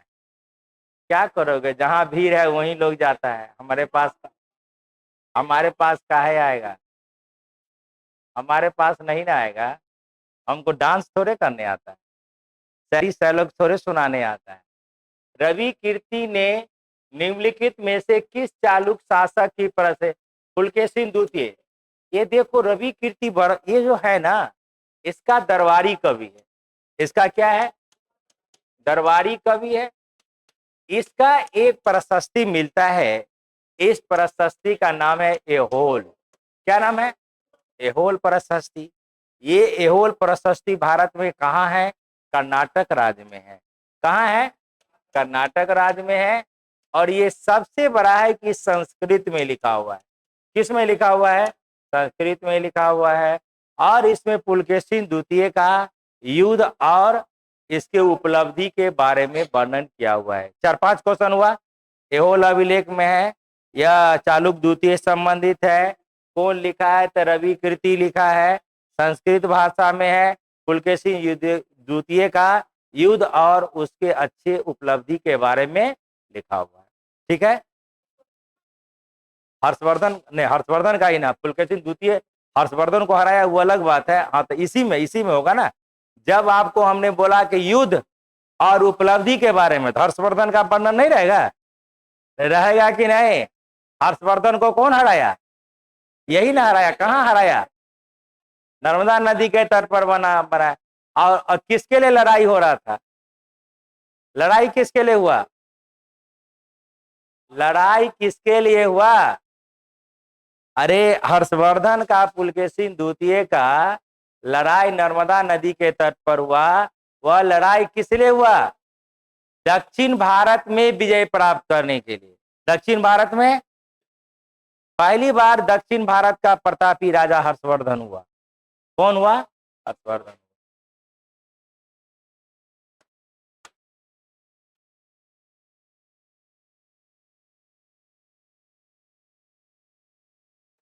लू तो सब जानता है, कहाँ बोलो, कोई दिक्कत नहीं ना है।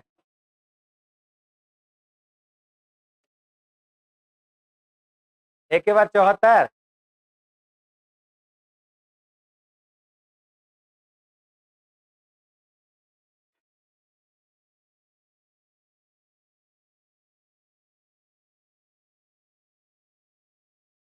हाँ, साइना नेहवाल किससे संबंधित है, बैडमिंटन। और साइना नेहवाल जो है 2012 में लंदन ओलंपिक में कांस्य पदक जीता।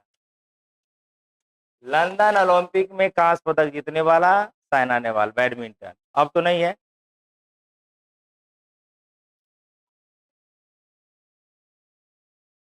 हाँ,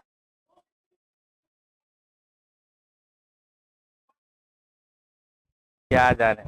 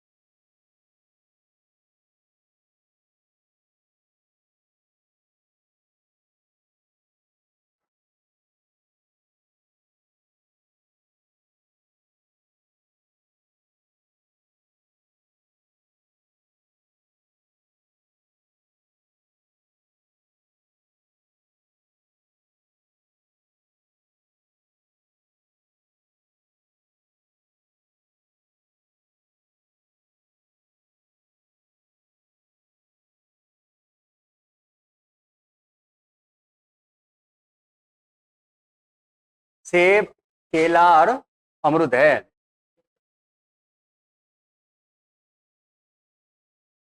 गुआवा। अब आओ,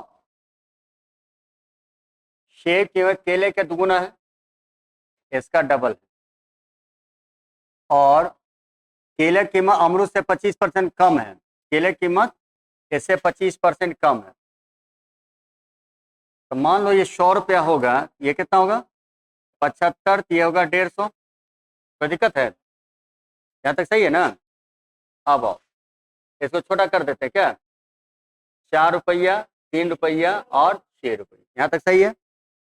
अब तुम खरीदा 4 केला, 4 केला खरीदा, 2 सेब, आज 12, 12, 12, 1, 1, 1, 10% बढ़ा, 10, 10, 10, कितना हो गया? ये हो गया 30। एक मिनट रुको, 30 हुआ? तो 30 हुआ, 30 को 3 से डिवाइड कर दो, आंसर लिखो 10%।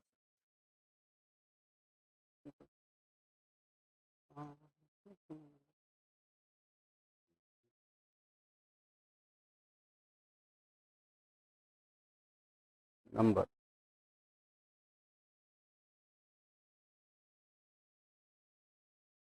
कितना नंबर? दूसरा। चल भाई, दूसरा तुम लोग भी कहाँ है? अच्छा,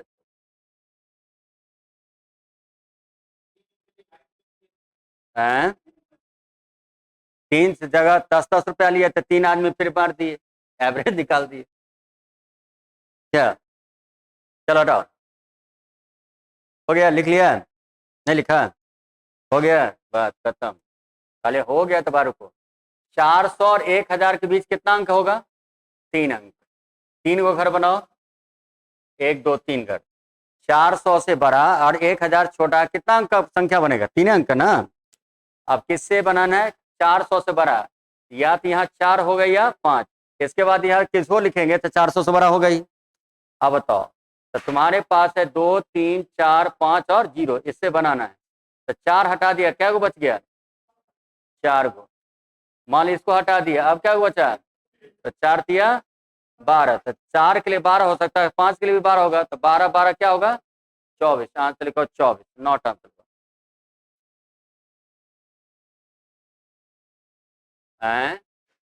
हम का ना 4 कोई रखा, तो 400 के बाद 401 को होगा, तभी 400 से बड़ा होगा। अभी चारों में से कोई भी आ सकता है, तो कोई भी आएगा। जैसे मान लो 2 है, 3 है, 4 है, 5 है, 0, तुमने 4 फिक्स किया, ऐसे 2, 3, 5, 0 में से कुछ आ सकता है ना। तो मान लो 2 आ गया, तो बचेगा क्या? वो ये तीनों में से कोई भी आ सकता है। कितना तरीका? 4 तरीका, 3 तरीका, टोटल 12 तरीका। तो 12 तरीका 4 के लिए होगा, उसी तरह 5 के लिए भी तो वही 12 तरीका होगा। तो 12 दूना 24 हो गए।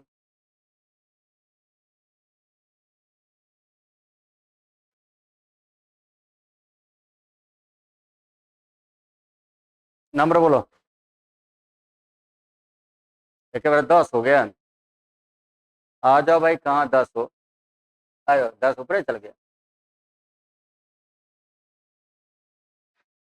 ए के 15 वर्ष या उससे अधिक जीवित रहने की तरीक संभावना है 7/8 और 9/10, दोनों शब्द है तो गुना कर दो।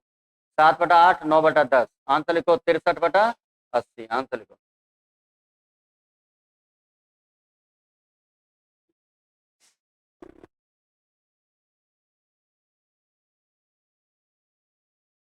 बोलो, है ऊपर चला गया। अच्छा, एक गोलाकार गुब्बारा जिसकी त्रिज्या कितनी है? r, प्रेक्षक आंख पर अल्फा कोण बनाती है, जबकि इसके केंद्र का उन्नयन कोण बीटा है, तो गुब्बारे के केंद्र की ऊंचाई क्या होगी? ठीक तो है। अब देखो, थोड़ा ज्योमेट्री में ध्यान देना होगा।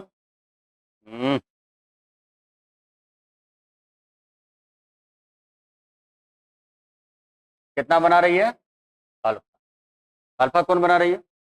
आप बताओ, ये केंद्र है, इससे क्या बना रही है?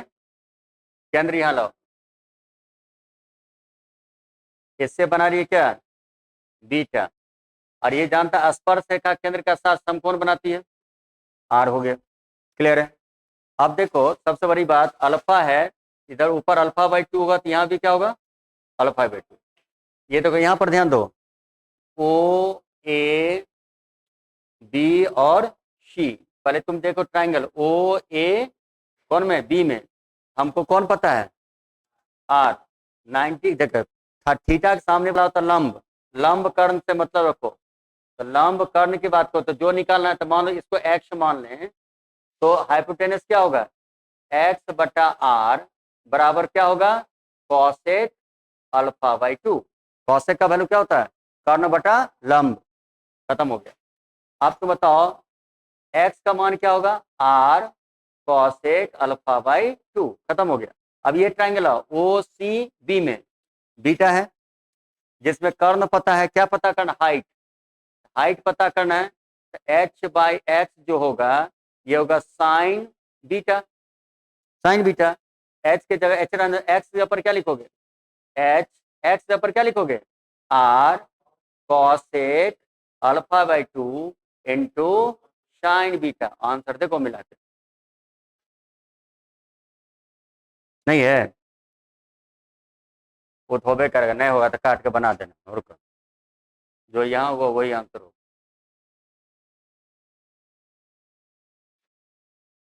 ये है ना डी ऑप्शन।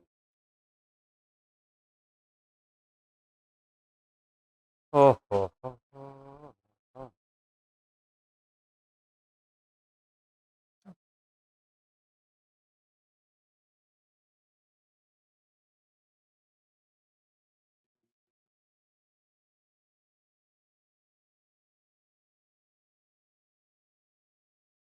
अगला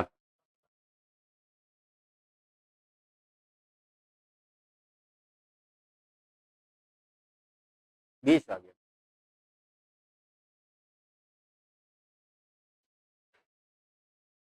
देखो लॉग ऑफ एक्स स्क्वायर ये है ना, तो तुम्हें क्या करना है, ये यहाँ आ जाएगा, एक मिनट को, ये यहाँ आ जाएगा, ये यहाँ आ जाएगा, तो 10 का स्क्वायर लॉग हटेगा, तो 10 का स्क्वायर होगा x square minus 6x plus 45, तो एक्स स्क्वायर माइनस 6x, 10 का स्क्वायर क्या होता है 100, उधर जाकर 55 होगा, zero, x square minus 11x minus 5x minus 55 बराबर जीरो, ये ना होगा, नहीं प्लस हो जाएगा ना, प्लस न हो जाएगा, एक्स का वैल्यू क्या होगा 11, एक्स का वैल्यू क्या होगा -5। कोई ऑप्शन है, एक्स वैल्यू +11 होगा और -5।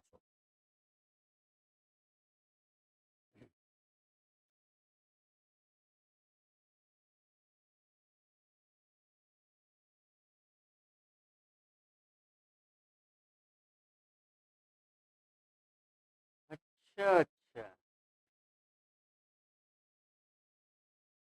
20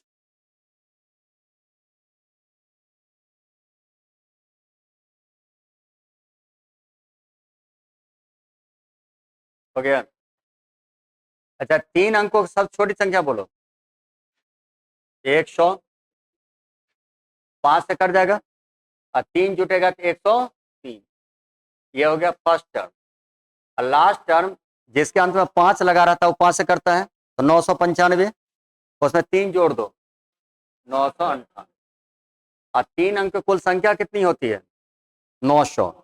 फॉर्मूला याद है, एस एन एच बराबर n/2 a plus L, first term and last term, तो टोटल कितना होगा 900 बटा 2, 103 प्लस 998, कितना 450, आई कितना होगा 1000, 8 3 11, क्या हो रही 9 1 10, 1100 कितना, 1101 को 450 गुना कर दो, कहीं गलती कर दी है,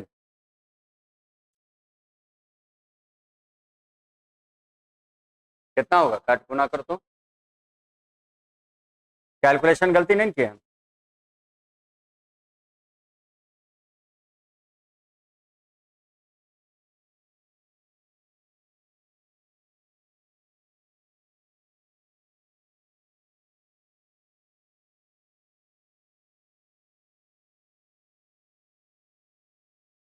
नहीं आ रहा है?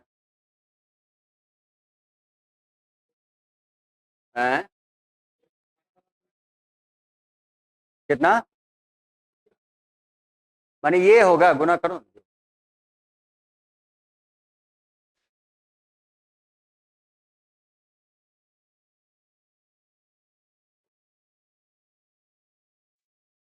अच्छा 900 कितना है? 993 ना। रुकना, एन का वैल्यू देखो तो गलती लिख दिए। एक रुक है।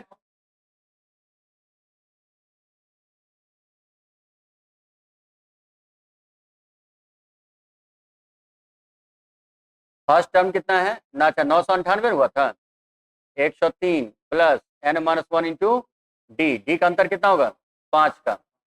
इधर घटाओ तो 900, 800 कितना? ओ यहाँ गलती की है। ओ 900, 998 बराबर 103 प्लस n माइनस कितना? 1 इंटू 5 कितना हो गया? 800 कितना? 95। यही गलती हो गई। हाँ यहाँ गलती, 5 से काटो तो 17। यहाँ गलती पूरा हो गया ना। 17 पचे 85, बचा कितना? एन का मान हो गया कितना? 180। पूरा गड़बड़ हो गया। 5 का डिफरेंस था ना, हम लोग टोटल लिख रहे हैं। क्या हुआ? 180 बटा कितना? 2। फर्स्ट टर्म कितना? 103। लास्ट टर्म अब चलो 90। 90 गुने 1101 लास्ट आंसर। वही गलती किया था, एन का मान गलती लिखा था। 5 का डिफरेंस था, 900 का आधा होता है, 5 गुना 180 होगा। 900 टोटल होता है 3 अंकों की संख्या, लेकिन 5 का डिफरेंस है, 5 से भाग देना था।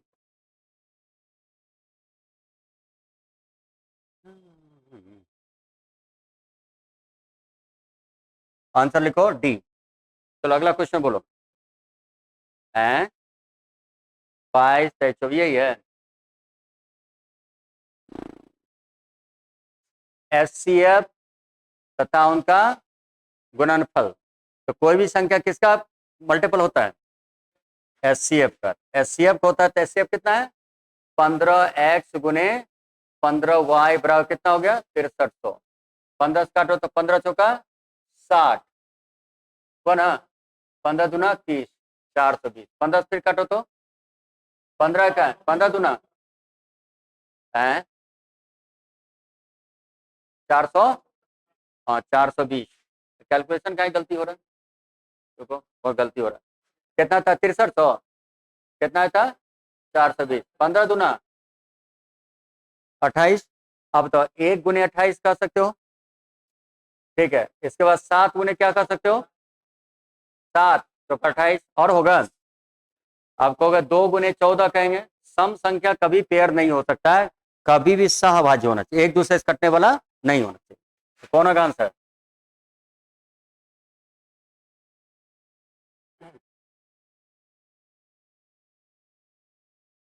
अंगा अगला बोलो। 24 के बाद 27। आ जाओ जाओ जाओ, कहाँ गया? 28 आ गया।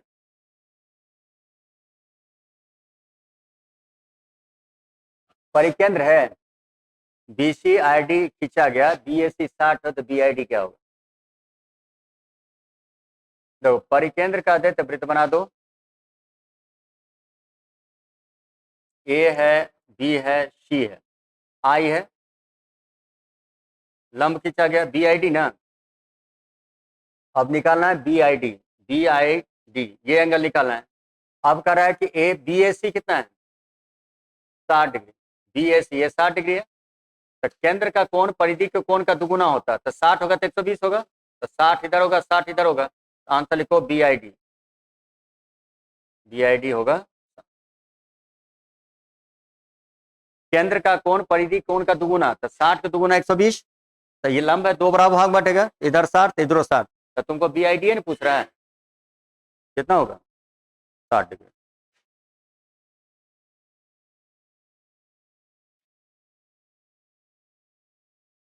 हम्म। 32 आइए भाई, कहाँ है? बता रहे कहाँ जा रहा है?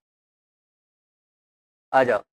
5 सेंटीमीटर त्रिज्या वाले एक वृत्त के एक जीवा PQ की लंबाई 6 है। P तथा Q एक वृत्त की स्पर्श रेखाएं T पर मिलती है, तो TP की लंबाई कितनी होगी? ठीक है,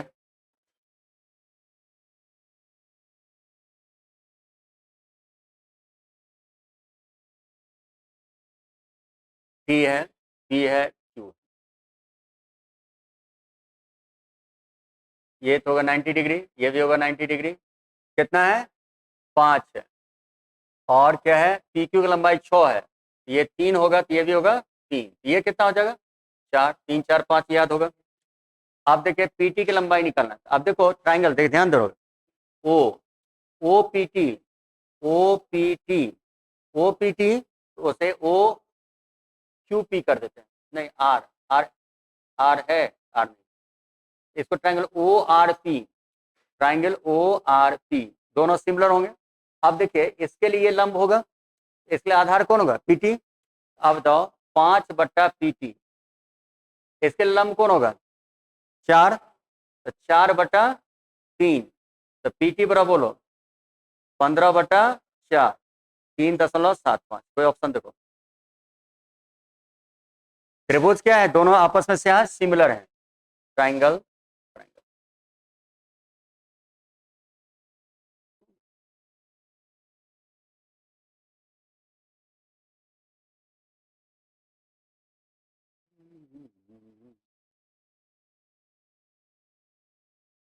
हम्म, भाई तेज। अच्छा 35 यही है।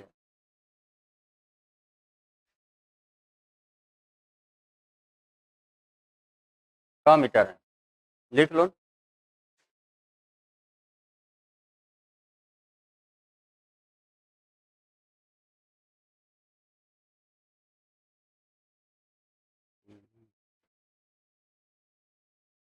चालीस विद्यार्थी का औसत कितना है?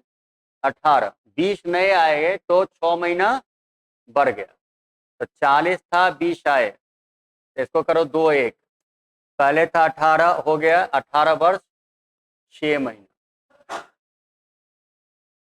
तो 6 महीना कम है, 6 दूना 12 महीना कम है। तो 12 महीना का मतलब 1 वर्ष, 1 वर्ष में जोड़ दो, आंसर होगा 19 वर्ष 6 महीना। आंसर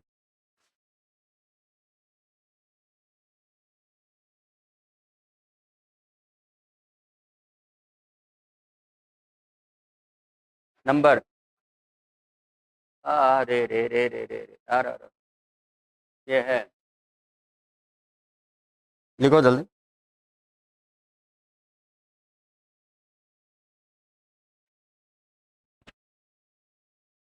3 अंक की संख्या कितना होता है? 900। 900 में 6 से भाग दे दो, कितना होगा?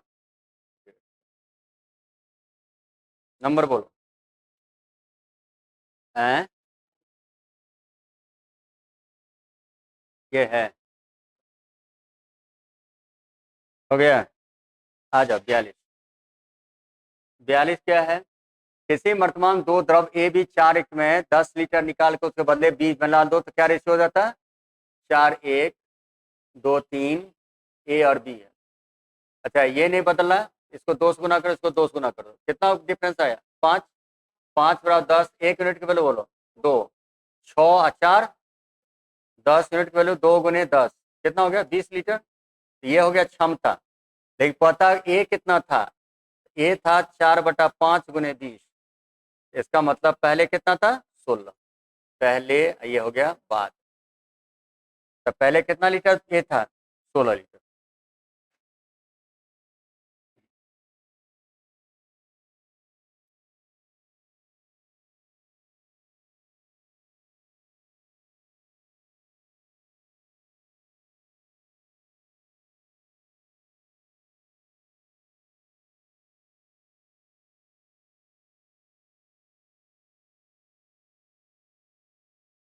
हो गया। बोलो। हम्म, ऊपरे भाग गया। कितना रे? ये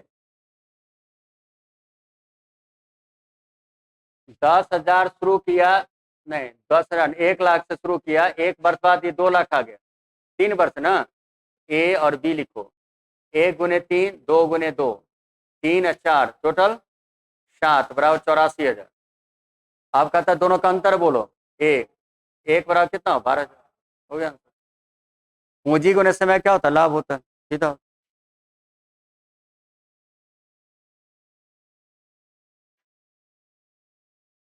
नंबर बोल।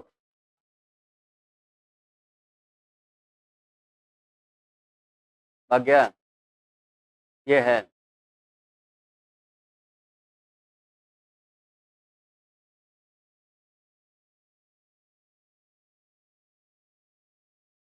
चलें, क्या है, 8 चौक 32, 3 35/400, 7 बटा कितना कितना 87, 2 बार है, 80 हो गया 87, 80 गुने 80 हो गया 87 गुने 87, 87 यहाँ कितना, 87 शून्य,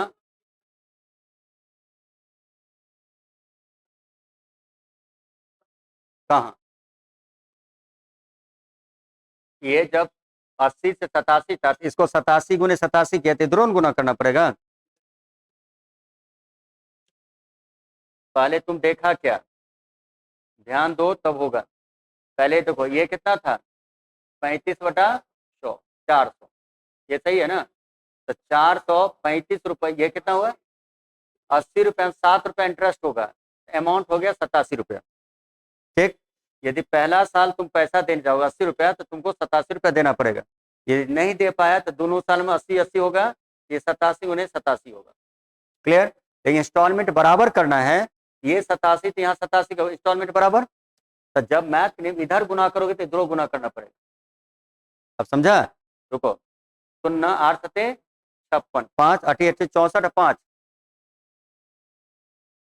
ये क्या हो, 64, इसको जोड़ो,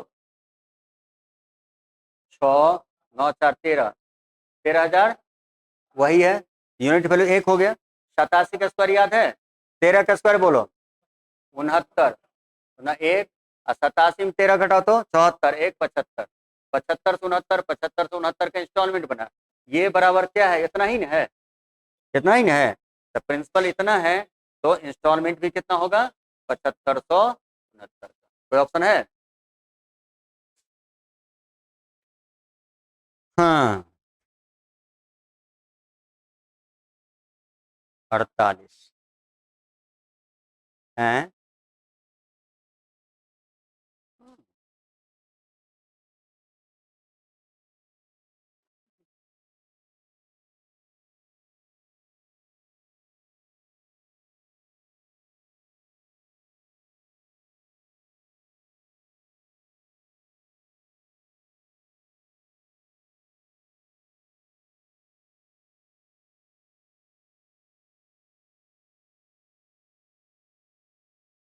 हो गया, आइए।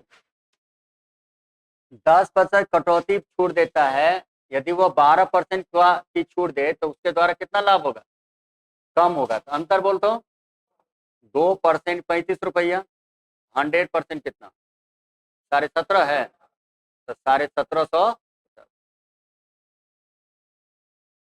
53।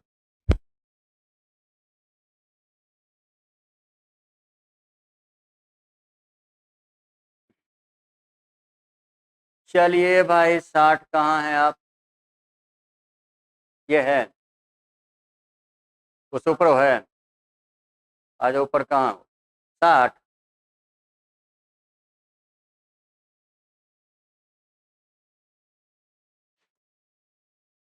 ए है 4, बी है 6, बारी बारी से ना, 4 6 का 12, ये क्या लीटर, 3 लीटर, ये 2 लीटर, 5 लीटर भरने में 2 मिनट, 2 घंटा है। तो 5 का पारा तो 12 नहीं आएगा, तो 5 दूना 10 लीटर भरने में 2 दूना 4, 4 घंटा कन्फर्म हो गया। तो 12 लीटर में 10 घट गया, कितना बचा, 2। अब भर दिन में कितना भरेगा, 3, तो 2/3 आंसर लिखो 4.2/3 घंटा। नहीं है?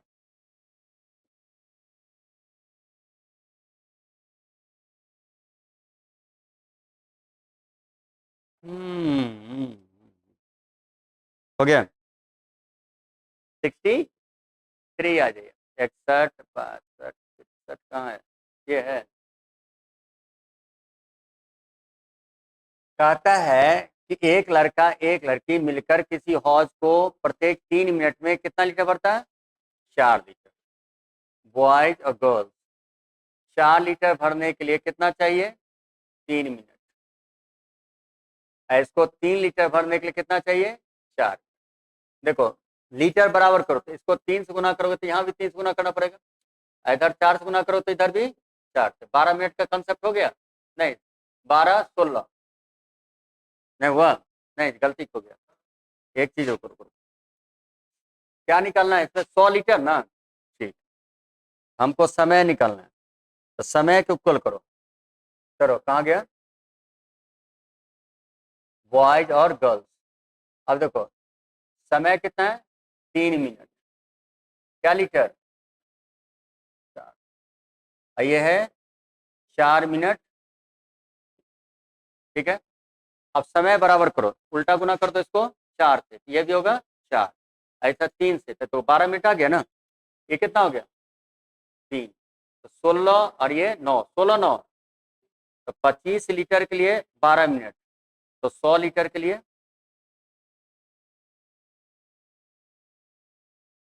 48 मिनट।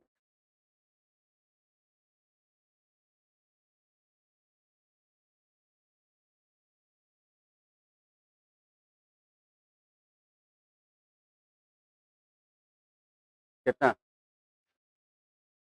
70, 67 ये है।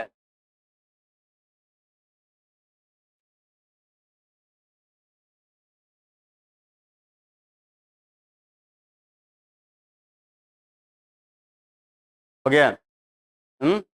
लिख लिए। ए और बी के बीच में दूरी कितना है? 108। एक दूसरे की ओर रवाना होते शांत जल में ए और बी की ओर चाल 12 और क्या है किलोमीटर प्रति घंटा, और कितना है 15। यदि धारा ए के अनुकूल तथा विपरीत दिशा में चल रही तो परस्पर कितने समय बाद बने? देखो एक बात बताओ, दो आदमी चल रहा है, एक आदमी जितना रोकेगा उतना दूसरे को सपोर्ट करेगा, तो यहाँ पर 0 क्यों हो गया? धारा। तो सीधा लिखो 108 अपोजिट डायरेक्शन 12 + 15 आंसर हो गया 108/27 आंसर लिखो 4 घंटा।